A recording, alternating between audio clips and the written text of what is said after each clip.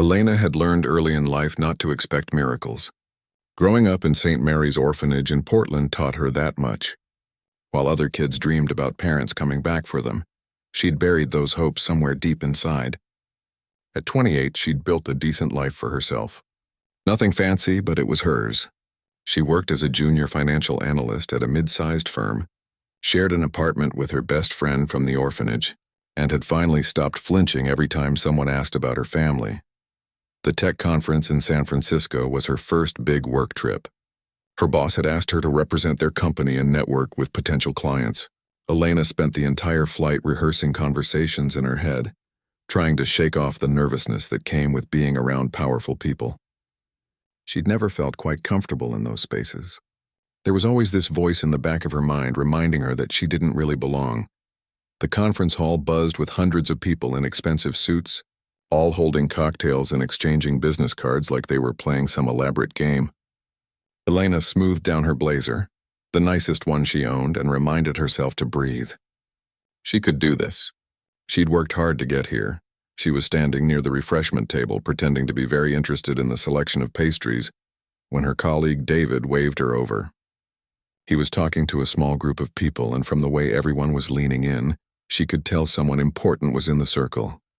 "Elena, come here. I want to introduce you to someone," David called out, his voice a bit too enthusiastic.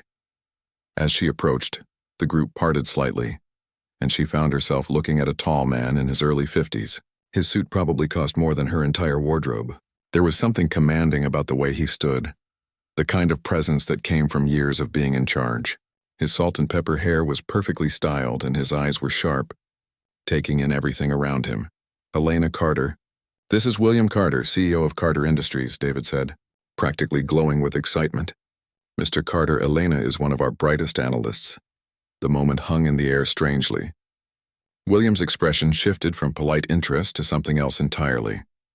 His eyes widened just a fraction, and for a second he looked like someone had knocked the wind out of him. He recovered quickly, extending his hand, but Elena noticed the slight tremor in it. "Carter," he repeated, his voice careful, measured. "Elena Carter?" "Yes, sir," she replied, shaking his hand. His grip was firm, but his palm was slightly damp. "It's an honor to meet you. Where are you from, Elena?" The question came out more intense than casual small talk should sound. "Portland originally. Well, I grew up there. I moved to Seattle for college and stayed for work." She felt confused by the sudden personal turn in the conversation. The others in the group had gone quiet, sensing something odd was happening. William seemed to be studying her face, searching for something. "And your family? Are they in Portland?" Elena felt the familiar tightness in her chest that always came with this question. "I actually grew up in an orphanage, St. Mary's in Portland." She'd learned to say it matter-of-factly, without emotion, so people wouldn't feel uncomfortable. The color drained from William's face. He looked like he might need to sit down. "St. Mary's," he repeated quietly, more to himself than to her. "How long were you there?" "From the time I was 3 until I aged out at 18. Elena glanced at David, who looked as confused as she felt. "Is everything okay, Mr. Carter?" William blinked, seeming to remember where he was. "Yes, I apologize. It's just, this is quite unexpected." He pulled out his phone, typed something quickly, then looked back at her with an intensity that made her uncomfortable. "Elena, I know this is highly unusual, but would you be willing to meet with me tomorrow? Privately? I promise I'll explain everything." Elena's mind raced. Was this some weird networking strategy? A test? "I'm not sure I understand, sir. I know how this must sound. Please just trust me. This is important. More important than you can imagine." He pulled out a business card and wrote something on the back. "This is my personal number. Can you meet me at the Fairmont Hotel tomorrow at 10 in the morning? The cafe on the ground floor?" Every instinct told Elena this was strange, possibly even dangerous. But something in his eyes wasn't threatening. It was desperate, almost pleading. And there was something else. Something that had been nagging at her since David introduced them. The name, Carter. It was the name the orphanage had given her because she'd arrived with no last name, just Elena on a note pinned to her jacket. The staff had assigned her the name of their biggest donor that year. At least that's what Sister Margaret had told her. "Okay," she heard herself saying. "I'll be there." William nodded, relief washing over his features. Thank you. Thank you so much. He excused himself quickly, leaving the group standing in awkward silence. David leaned over. What on earth was that about? I have absolutely no idea, Elena whispered back, but her heart was pounding. That night, Elena couldn't sleep. She lay in her hotel room, staring at the ceiling, replaying the conversation over and over. She'd spent 25 years wondering about her past, about why someone had left her at that orphanage with nothing but a first name and a silver locket. The locket was the only thing she truly treasured. Inside was a faded photo of a young woman, maybe 19 or 20, with dark hair and a gentle smile. Elena had always assumed it was her mother, but she had no way to know for sure. She got up and pulled the locket from her bag, running her fingers over the worn silver. Who are you? She whispered to the photo, not for the first time in her life. When morning finally came, Elena was exhausted but wired. She dressed carefully, choosing a simple blouse and pants, then made her way to the Fairmont. She arrived 15 minutes early and ordered a coffee she was too nervous to drink. William arrived exactly at 10, accompanied by 2 other people, a woman with a briefcase who looked like a lawyer, and a man who had private investigator written all over him. This was either very real or very elaborate. William sat down across from her, and she could see he'd barely slept either. Elena, I'm going to tell you something that's going to sound impossible. 28 years ago, my younger sister vanished. She just had a baby, a little girl. Our parents had disowned her for refusing to marry someone they'd chosen for her. She was stubborn and independent, and she'd rather lose everything than live a life that wasn't hers. I was traveling for business when she left, and by the time I got back, she was gone. She'd changed her name, disappeared completely. I hired investigators. I spent millions trying to find her, but it was like she'd vanished into thin air. Elena's coffee sat forgotten, going cold. 5 years ago, we finally found her. Or rather, we found her grave. She'd died from an illness alone in a shelter in Sacramento. But there was no record of a child. I've been searching for my niece ever since, hoping that somehow, somewhere, she survived. His eyes filled with tears. Elena, my sister's name was Rebecca, and she told me once, before everything fell apart, that if she ever had a daughter, she'd name her Elena. The cafe seemed to spin around her. Elena gripped the edge of the table. You think I'm your niece? I'd like to find out, William said softly. Would you be willing to take a DNA test? Elena stared at the small DNA testing kit on her bathroom counter like it was a bomb about to explode. 3 days had passed since her meeting with William, and she'd agreed to the test almost in a daze. Now, holding the cotton swab in her hand, reality was crashing down on her. What if it was true? What if this billionaire really was her uncle? The thought terrified her more than she wanted to admit. She'd spent her entire life being nobody's daughter, nobody's family. She'd learned to be okay with that. Or at least she'd convinced herself she had. Now everything felt uncertain again, like standing on ice that was starting to crack. She completed the test and sent it off, then tried to go about her normal life, but nothing felt normal anymore. At work, she'd catch herself staring at her computer screen, not seeing the spreadsheets at all. Her roommate Jenny noticed immediately. You've been weird since you got back from San Francisco, Jenny said one evening, watching Elena push pasta around her plate without eating. What happened at that conference? Elena wanted to tell her. Jenny was the closest thing to a sister she had. They'd shared a room at St. Mary's from age 8 until they aged out together. But how could she explain something she didn't understand herself? Just work stuff, Elena lied and felt terrible about it. The waiting was torture. William had told her the results would take about a week. He'd given her his personal number and told her to call any time, day or night, if she needed anything. She hadn't called. What would she even say? On day 6, her phone rang at 8 in the morning. Unknown number. Her heart jumped into her throat. Hello? Elena, it's William. His voice was shaking. The results came back early. Can we meet today? She barely remembered getting dressed or driving to the coffee shop they'd agreed on. This time it was just the 2 of them. William was already there, sitting in a corner booth, and when he saw her, he stood up so fast he nearly knocked over his coffee.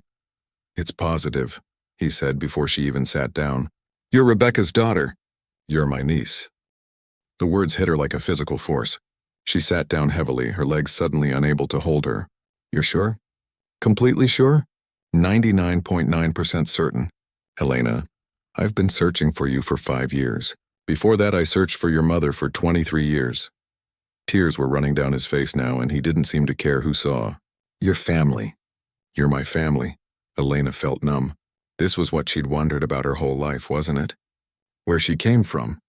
Who she belonged to. So why did she feel like she was about to fall apart? Tell me about her, she heard herself say. About Rebecca. About my mother. William's whole face changed. For a moment, the powerful CEO disappeared, and she could see the younger brother who'd lost his sister. She was incredible. Stubborn as hell, which drove our parents crazy. She played piano, could spend hours just lost in music. She had this laugh that was too loud for fancy dinner parties, and she didn't care. She was kind too. Always bringing home stray animals. Defending kids who got bullied at school. Elena pulled the silver locket from under her shirt. She never took it off. Is this her? William's hand shook as he reached for it. He opened it carefully, and a sound escaped him that was half laugh, half sob. Yes, God, yes. This was taken at her 19th birthday. I was there when this photo was taken. He looked up at Elena with wonder in his eyes. You have her eyes. I noticed it when we first met, but I was afraid to believe. They sat there for a long time, William sharing stories about Rebecca. How she'd wanted to be a music teacher. How she'd fallen in love with a man their parents considered beneath their social status. How she'd stood up to them when they demanded she end the relationship and marry someone suitable instead. How she'd found out she was pregnant and knew their parents would never accept it. She came to me one night, William said quietly, told me she was leaving. I begged her to stay, told her I'd help her, that we'd figure it out together. But she said our parents would make her life hell, and she didn't want that for her baby. She wanted you to grow up free, not trapped in their world of expectations and appearances. He paused, his voice breaking. I was supposed to protect you both. I failed. You didn't know where she went, Elena said softly. That's not your fault. I should have tried harder. Done more. Something. William pulled out a folder he'd brought with him. I want to show you something. These are all the reports from the investigators I hired over the years. Every lead, every possibility. I never stopped looking. Elena flipped through pages and pages of documents. Reports from private investigators. Missing person posters. Hotel records. Phone logs. The dates spanned decades. This man had spent a fortune and most of his adult life searching for them. What happened to her? Elena asked, almost afraid to know. You said she died. How? William's expression grew pained. She got sick, cancer. By the time it was diagnosed, it was too late. She was living in a shelter, no insurance, no resources. She died in a charity hospital in Sacramento. He paused. I found one of the shelter workers who remembered her. She said Rebecca talked about her daughter constantly, said she'd made a terrible mistake and spent every day wishing she could take it back. Elena felt tears rolling down her cheeks. Why did she leave me? At the orphanage, I mean. If she loved me, why? I don't know, William admitted. I've been trying to understand that myself. My best guess is that she was sick. Maybe already knew something was wrong. Perhaps she thought the orphanage would give you a better chance than she could. He reached across the table, hesitant, then gently touched her hand. I know this is overwhelming. I don't expect you to process it all at once. But I want you to know that you're not alone anymore. You have family. The word felt foreign. Family. Elena had stopped believing in that concept years ago. I need you to understand something, William continued. There's a lot that comes with this. Money, yes. You're my only niece, which makes you an heir to quite a bit. But it's more than that. There's my mother, your grandmother. She's elderly now, not in great health, but she's been desperate to meet you. And I have 3 children, your cousins. There's a whole family waiting to know you. Elena pulled her hand back, suddenly feeling trapped. This is too much. I can't just... I have a life. A job, friends. I can't just become someone else overnight. I'm not asking you to become someone else. I'm asking you to let us be part of who you already are. William's voice was gentle but urgent. I know it's scary. I know you've learned to be on your own. But you don't have to be anymore. They talked for 3 more hours. William told her about his children, about her grandmother, about the family business. He showed her photos on his phone, pictures of people who were apparently her blood relatives. It felt surreal, like watching a movie about someone else's life. When they finally stood to leave, William looked at her hopefully. Will you come to dinner? This weekend? Just meet everyone? You can bring your friend if you want, if that would make you more comfortable. Elena wanted to say no, wanted to run back to her small apartment and her predictable life. But she thought about the little girl she'd been lying in her narrow bed at St. Mary's, imagining what having a family would be like.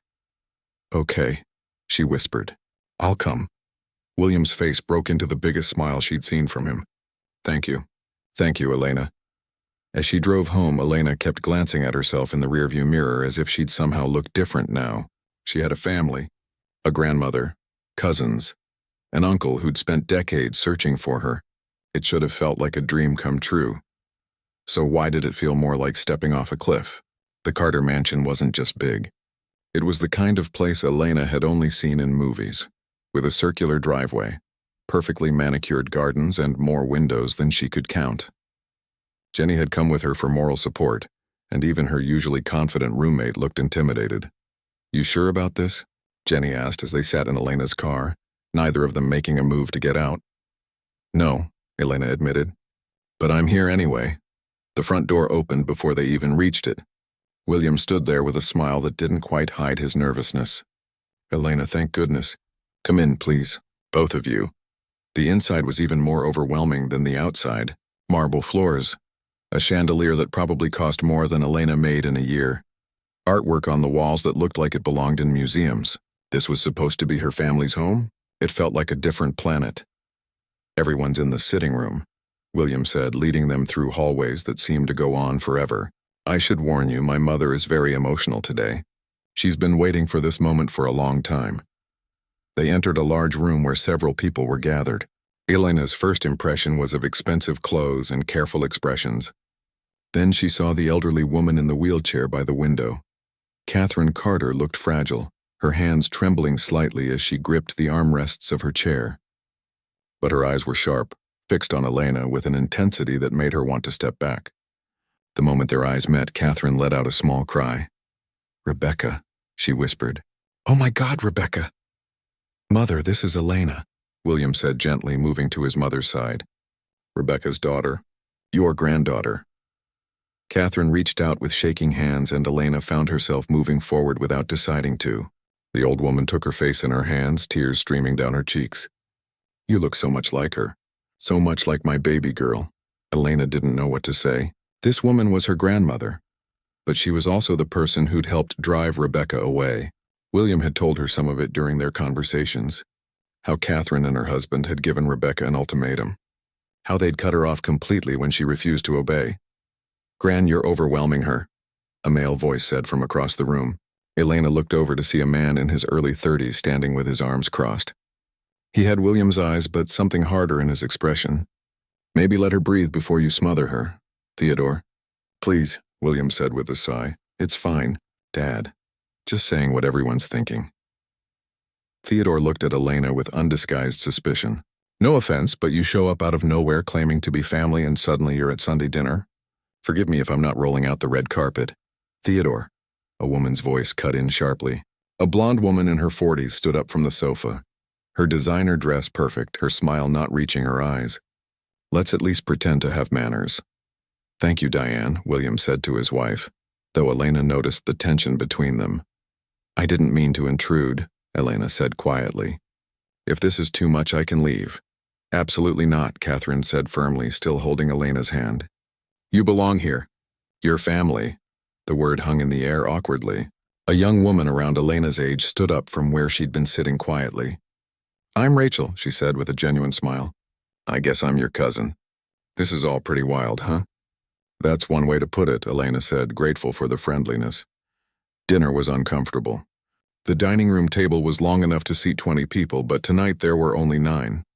Elena, Jenny, William, Diane, Theodore, Rachel, a younger son named Peter who barely looked up from his phone, Catherine at the head of the table, and William's assistant who seemed to be there to help Catherine. The food was incredible. Course after course prepared by a private chef. Elena had never eaten anything like it, but she could barely taste any of it. She was too aware of Theodore watching her, of Diane's fake smile, of the weight of expectations pressing down on her.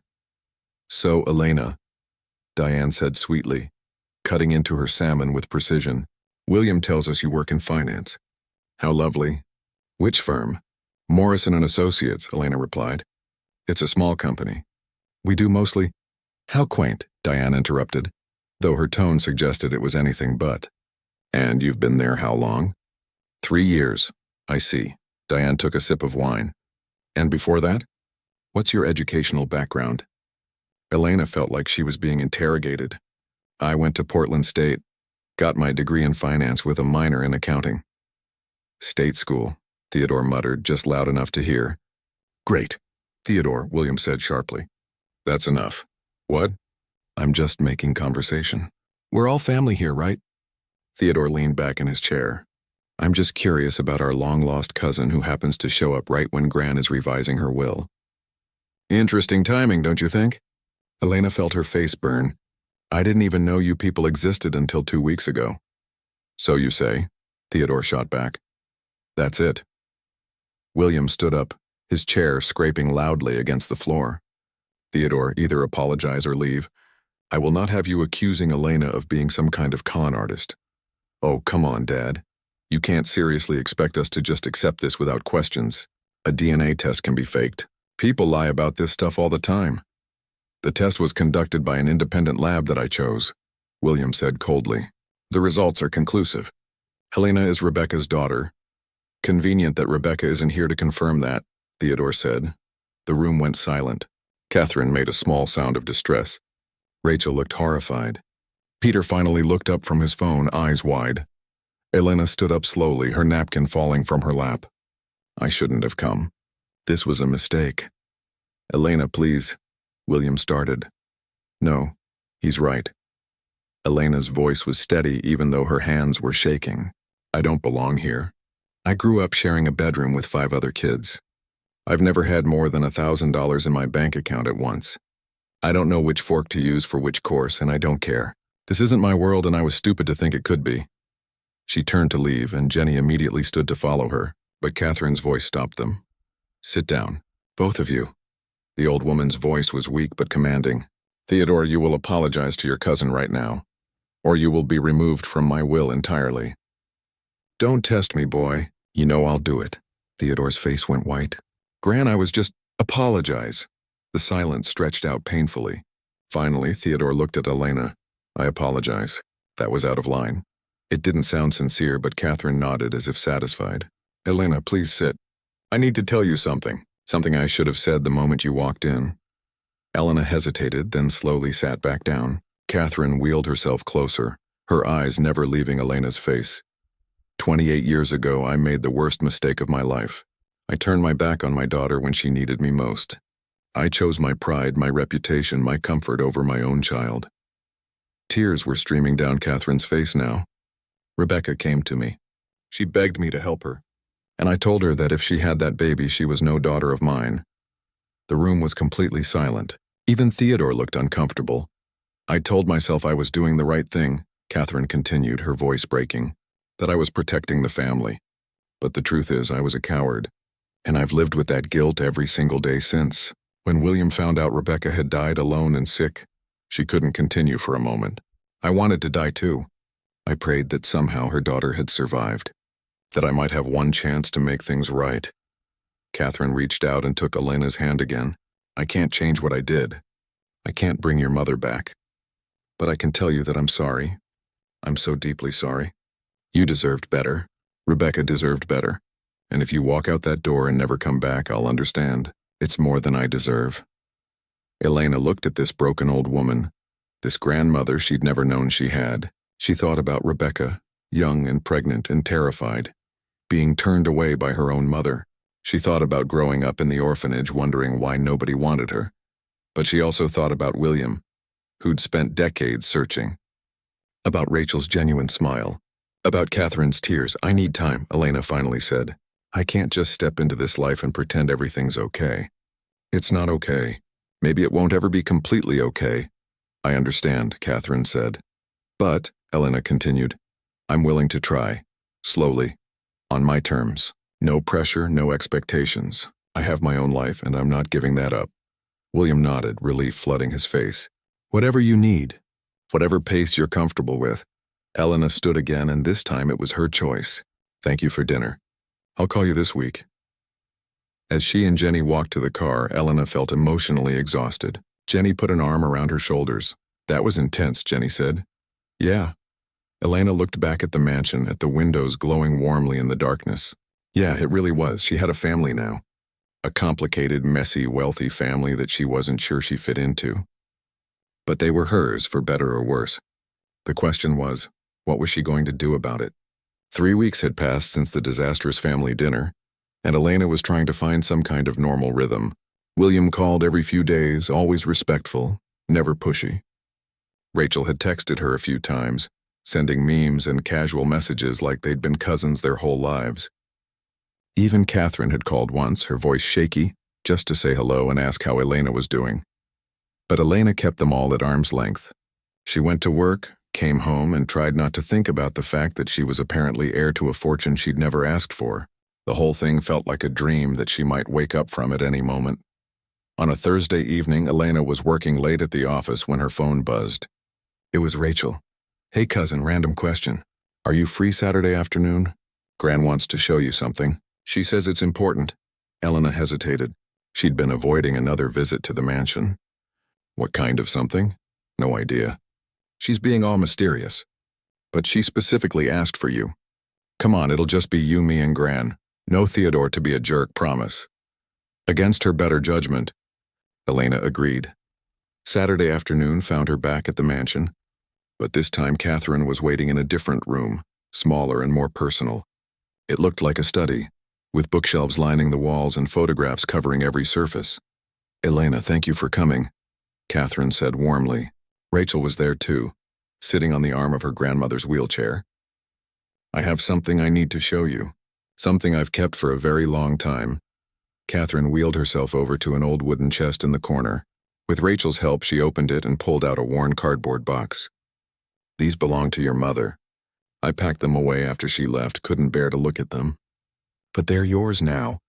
Elena's hands trembled as she took the box. Inside were pieces of Rebecca's life. A hairbrush with strands of dark hair still caught in it. A journal with a cracked leather cover. Sheet music covered in handwritten notes. A high school yearbook. Photographs of a smiling young woman who looked so much like Elena it was startling. There's something else, Catherine said quietly. At the bottom. Elena moved aside the other items and found another journal, newer than the first. Her heart stopped when she saw what was written on the cover in faded ink. For my daughter, if I never get the chance to tell her myself. I found this among Rebecca's belongings after she died, Catherine said, tears already forming. The shelter where she lived sent me a box of her things. This was in it. I've read it 100 times, and every time it breaks my heart. It should be yours. Elena opened the journal with shaking hands. The first entry was dated 28 years ago, just days after Rebecca had left home. My darling Elena, it began. You're 3 years old today. We celebrated with a cupcake from the grocery store. Just the two of us in our tiny apartment. You had frosting all over your face and you laughed so hard. I wish I could give you more. I wish I could give you everything. Elena couldn't read anymore. The words blurred as tears filled her eyes. Rachel quietly handed her a tissue. Keep reading, Catherine urged gently. Please. Elena flipped through the pages reading bits and pieces. Rebecca had written about their life together, about how much she loved being Elena's mother despite how hard everything was. She wrote about the jobs she worked, the apartments they moved between, always trying to stay one step ahead of poverty. She wrote about her regrets, about wondering if she'd made the right choice leaving her family. Then the entries changed. Rebecca's handwriting became shakier. She wrote about feeling tired all the time, about a cough that wouldn't go away, about finally seeing a doctor at a free clinic who told her news that shattered her world. I'm sick, one entry read. Really sick. The kind of sick that doesn't get better. I don't have insurance, don't have money for treatment. I've been trying to figure out what to do about Elena. She's only 3. She needs someone to take care of her. Elena's chest felt tight. She could barely breathe. The next entries were desperate searching. Rebecca had tried to reach out to Catherine, to William, but never followed through. Too proud, she wrote. Too ashamed. They were right about me. I couldn't make it on my own. But I can't let Elena pay for my mistakes. Then came the entry that made Elena understand everything. I took Elena to St. Mary's Orphanage today. I told them I was her aunt, that her mother had died and I couldn't care for her. I left her there with just her name and the locket with my picture. I watched from across the street as she cried for me. It took everything I had not to run back and grab her, but what kind of life can I give her now? At least at St. Mary's she'll have food, shelter, a chance at a real future. At least there. Someone will take care of her when I'm gone. Elena's sob echoed through the quiet room. Rachel moved closer, putting an arm around her shoulders. She didn't abandon you, Catherine said, her own voice thick with tears. She thought she was saving you. Elena kept reading through her tears. Rebecca's final entries were written from the shelter, after she'd clearly gotten worse. She wrote about regretting her decision every single day, about wanting to go back for Elena but being too weak, too sick, too afraid that she'd only traumatize her daughter more. If you're reading this, my sweet girl, it means I'm gone. The last entry read, I'm so sorry. I'm sorry I wasn't strong enough to keep us together. I'm sorry I didn't reach out to my family sooner. Didn't swallow my pride for your sake. I'm sorry you had to grow up without a mother. But please know that every single day of your life I loved you. You were the best thing that ever happened to me. I hope you find happiness. I hope you find love. I hope you find family. And I hope someday you can forgive me. Elena closed the journal and held it against her chest, crying harder than she could ever remember crying. All those years of wondering why she wasn't good enough, why her mother hadn't wanted her. And the truth was, Rebecca had wanted her desperately. She'd just been too broken, too sick, too scared to know what else to do. Catherine wheeled closer and took Elena's free hand. I failed you both. If I had just answered the phone when Rebecca tried to call, if I had put aside my pride and my anger and been the mother she needed, you both deserved so much better from me. Why didn't you come for me? Elena asked through her tears. After you found out Rebecca died, why didn't you find me then? Catherine's face crumpled. We tried. William searched everywhere, but you'd been adopted by then, or so we were told. The orphanage records said you'd been placed with a family. We had no way of knowing that wasn't true, that you'd aged out of the system. It wasn't until William met you at that conference that we knew.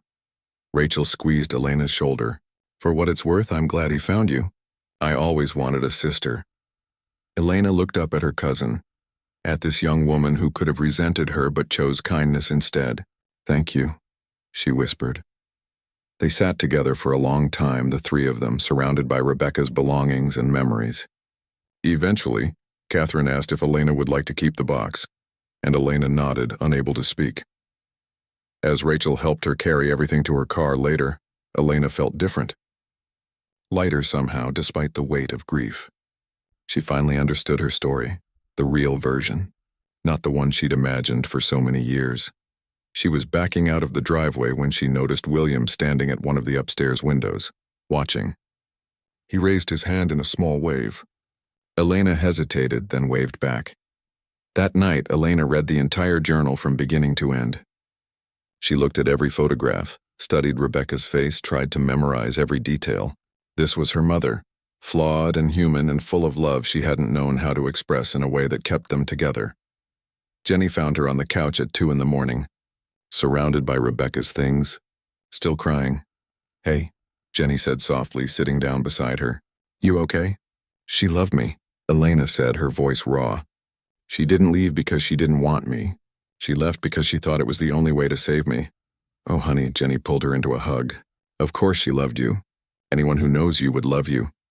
I have to go back, Elena said, suddenly pulling away. To the mansion. There's something I need to do. Now? It's 2 a.m. Tomorrow. I need to talk to Catherine. Really talk to her. Elena wiped her eyes. I spent so many years being angry at people I didn't even know existed. But my mom, she spent her last years being angry at herself. I don't want to do that anymore. I don't want to waste whatever time Catherine has left holding on to grudges. Jenny smiled. Look at you, being all mature and forgiving. Don't get carried away, Elena said with a watery laugh. I'm still not okay with everything. Theodore is still a jerk and this whole rich family thing is weird. But Rebecca wanted me to find family. She wrote that. And I think I owe it to her to try. She fell asleep on the couch that night, clutching her mother's journal, finally understanding the love that had shaped every painful choice Rebecca had made. And for the first time since William Carter had walked into her life, Elena felt like maybe, just maybe, she could find a way to belong. Elena showed up at the mansion the next morning without calling first. The housekeeper looked surprised but let her in immediately, and within minutes William appeared still in his weekend casual clothes, concern written all over his face. "Elena, is everything all right?" "I need to talk to Catherine," she said. "Is she awake?" "Yes, she's in the garden. I'll take you." They found Catherine in a beautiful glass conservatory filled with plants and morning sunlight. She looked up from the book she was reading, and her face brightened when she saw Elena. "I didn't expect to see you so soon," Catherine said. "Is something wrong?" Elena sat down in the chair across from her. "I read the whole journal last night. Every word." Catherine nodded slowly, waiting. "I need to tell you something," Elena continued, her voice steady despite the emotion behind it. "I spent my whole life angry at a woman I thought didn't want me, and then I spent the last few weeks being angry at you, at this whole family for what happened to my mom. But I'm tired of being angry. It doesn't change anything. It doesn't bring her back. Elena, let me finish, please." Elena took a deep breath. What you did to Rebecca was wrong. Cutting her off, refusing to help her when she was pregnant and scared. That was wrong, and I won't pretend it wasn't. But I also understand that people make mistakes, terrible, life-changing mistakes that they have to live with forever. Tears were streaming down Catherine's face now. "I would give anything to go back and change it." "I know you would. I can see that." Elena leaned forward. "My mom spent her last years drowning in regret. I don't want that for either of us. So I'm choosing to forgive you, not because you deserve it, but because I deserve peace. And because somewhere I think Rebecca would want that too." Catherine reached out with shaking hands and Elena took them, holding on tight as the old woman cried. They sat like that for a long time. Two people connected by loss and love and the ghost of the woman who had shaped both their lives. When Catherine finally composed herself, she looked at Elena with something like hope. "Does this mean you'll stay? Be part of this family?" "I'm willing to try," Elena said carefully. "But it has to be on my terms. I'm keeping my job, my apartment, my life. I'm not becoming someone different just because I have your last name by blood instead of by accident." "Of course, anything you want. And I need Theodore to back off. I get that he's suspicious, but I'm not after anyone's money. I was doing fine before I knew you existed, and I'll be fine regardless of what happens with inheritances or whatever." Catherine actually laughed a little at that. "You sound just like Rebecca. She never cared about money either. Drove her father crazy." Her expression softened. "I'll talk to Theodore. He's not a bad person, just protective of family. Ironically, that includes you now, whether he's ready to admit it or not." William, who had been standing quietly by the door, stepped forward. "Elena, I know we're asking a lot, but I want you to know that we're here for you, whatever you need. If you want to learn about the family business, there's a place for you. If you want nothing to do with it, that's fine too. This isn't conditional." "Actually," Elena said, an idea forming that had been in the back of her mind since reading her mother's journal, "there is something I'd like to do. If you're open to it." "Name it," William said immediately. "I want to start a foundation, in Rebecca's name. Something that helps single mothers who are struggling, who are sick or poor or scared. The kind of help my mom needed but never got. I want to make sure other kids don't end up wondering why their parents didn't want them, when the truth is so much more complicated than that." William's eyes lit up. "That's a beautiful idea. I don't know anything about running a foundation," Elena admitted.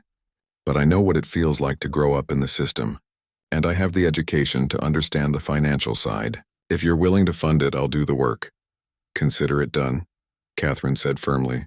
"We'll set it up however you want." The Rebecca Carter Foundation. Over the next few months, Elena's life changed in ways both big and small. She kept her job but started working part-time, using her other hours to get the foundation off the ground. William connected her with lawyers, accountants, and nonprofit experts. Rachel became her right hand, helping with everything from paperwork to brainstorming ideas. Theodore remained distant but stopped making snide comments. Elena learned that Diane had been the one pushing him to challenge Elena's place in the family, worried about the inheritance being split. But after Catherine made it clear that Elena's share was coming from Catherine's personal fortune and wouldn't affect what the children received, the tension eased considerably. Elena started having lunch with Catherine every week, listening to stories about Rebecca as a child. Learning about the grandmother she'd never known she had. Catherine's health wasn't great, but having Elena in her life seemed to give her new energy, a reason to keep going. The foundation launched 6 months after that conversation in the conservatory. They held a small ceremony at St. Mary's Orphanage, which was fitting. Elena stood in the same room where she'd slept as a child, but everything looked different now. The orphanage had struggled with funding for years, and the foundation's first major act was ensuring they'd never have to turn away a child in need. Sister Margaret, who had worked there for 40 years and remembered Elena as a little girl, cried when Elena handed her the oversized check. "Your mother would be so proud," she said, hugging Elena tight. "I hope so," Elena whispered back. William had brought a photographer to document the event, and as Elena looked at the camera, she touched the silver locket around her neck. She wore it every day now, a connection to the mother she'd never really known but was finally starting to understand. That evening, there was a family dinner at the mansion, but this time it felt different. Elena brought Jenny, who fit in surprisingly well, making even stern Theodore laugh at her jokes. Peter, who Elena had learned was actually quite sweet once you got past the phone addiction, showed her pictures of the coding project he was working on. Rachel talked about her plans to join the foundation full-time after she finished her degree. As Elena looked around the table, at these people who were her family by blood and choice, she felt something she'd never really felt before. She felt like she belonged. After dinner, William asked if she'd walk with him in the garden. They strolled through the paths lined with flowers, quiet for a while, just enjoying the evening air. "You know," William said eventually, "when I first saw you at that conference, when you said your name and I realized who you might be, I was terrified. Terrified that you'd hate us, that you'd blame us for everything you'd been through, that we'd have found you only to lose you again." He stopped walking and turned to face her. "I can't give you back the childhood you should have had. I can't bring Rebecca back. But I promise you, for whatever time we have, you'll never be alone again." Elena felt tears prick her eyes, the good kind this time. "I know. And for what it's worth, I'm glad that day happened. Even though it turned my whole world upside down, I'm glad I finally know the truth." They walked back to the house together, and Elena realized something profound. She'd spent her whole life as Elena Carter, the orphan girl who'd been given a random last name by people who didn't know what else to call her. But now she was Elena Carter for real, carrying her mother's name and her mother's legacy forward into something beautiful. She thought about the little girl she'd been, lying in bed at St. Mary's, imagining what having a family would be like. That little girl had pictured something perfect, something easy. The reality was messier, more complicated, filled with old wounds and new tensions and the weight of the past. But it was also filled with second chances, with forgiveness, with the possibility of healing, with people who were learning to love her and whom she was learning to love in return. As she drove home that night, Elena called out to the darkness, to whatever part of Rebecca might still exist somewhere. "I found them, Mom. I found our family. And I'm going to make sure your story helps other people. I promise." The road ahead stretched out before her, full of uncertainty and possibility. She had a family now with all the joy and complication that came with it. She had a purpose, a way to honor her mother's memory and help others at the same time. And she had peace finally with the past that had shaped her. Elena Carter, the girl from the orphanage who'd shared a name with a billionaire by accident, had found her way home at last. Not to a place, but to a sense of belonging she'd searched for her entire life. And that, she realized, was worth more than any fortune could ever be.